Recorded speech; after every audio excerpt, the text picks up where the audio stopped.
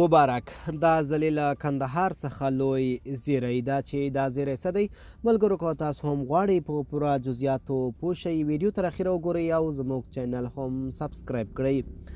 له کندهاره د تازه میوو صادرات ډیر شوي دي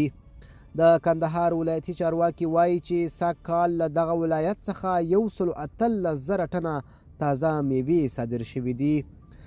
د یاد ولایت چارواکي زیاتوي له دغه صادراتو څخه یې چې 55 میلیونه 540 زره امریکایي ډالره عواید ترلاسه کړي دي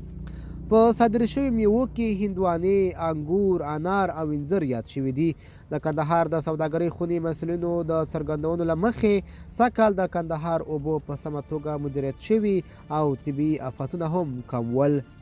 نو ځکه په کندهار کې د تازه میوې حاصلات ډیر شوي دي په کندهار کې د تازه میوو صادروونکي وایي د صادراتو په برخه کې اسانتیاوې برابرې شوي خو د هیواد د صادراتو د زیاتوالي لپاره باید نورې هڅې هم وشي